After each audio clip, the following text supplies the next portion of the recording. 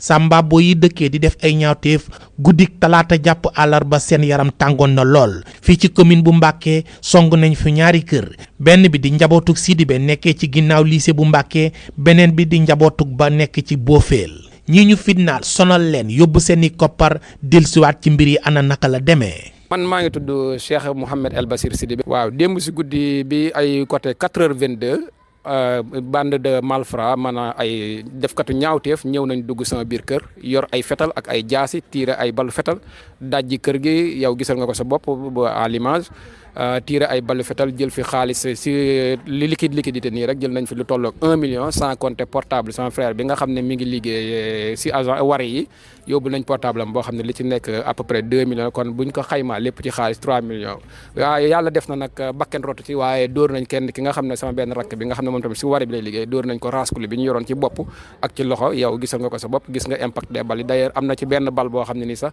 yàllaa si def ndox mu sedd waaye frôlé na sama nopp bi ba dal si bunt bi. maam Cheikh Ba. lu yéeme te doy waar. ay boori 3 heures du matin yooyu daal. ci la ñu dugg si. fii ci Boofeel. ci sama kër. si 6 personnes. mais bu ñu dikkee daal xam naa ni xeeti ngànnaay yi ñu yor daal. moom yàlla nañu ci yàlla musal ab jàmm. waaw bu ñu dikkee daal moom sama son fi yëg na leen ne kooku ñu ne ko yow tëddal. ma jóg ñu ne ko kii lañ soxla. man bu ñu jógee li ñu njëkk a def mooy nañ ma wàcce lal bi. am na kuy wax nag naan nañ ko rey. mais xam naa moom yor nañ ay xeeti armes yoo xamante ni moom ay jaase ak lu nañ ñu ko yor. parce que xam naa fii bi ñu koy daaj dañu yor martu ak ay brin ay raskoul yor nañ ko. mais bi ñu duggee noonu nag man ci lañ ma wàcce lal bi ñoom am ñaar ñuy 2 personnes yooyu ci kaw lal bi bi ñu yéegee noonu nag man ci lañ ma wàcc ma tëdd ci karo yi noonu. luñ fi yóbbu. yóbbu nañ fi 1 million 200.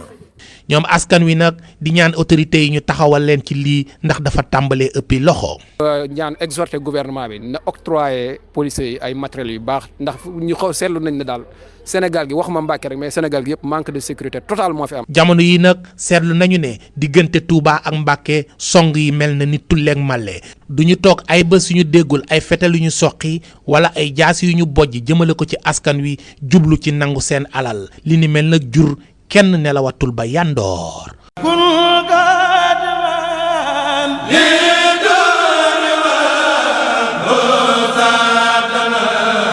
ak Senevision.com, la crédibilité notre credo. Senevision.com wóor la ñuy tëggoo. Senevision.com kumpa tàggoo nag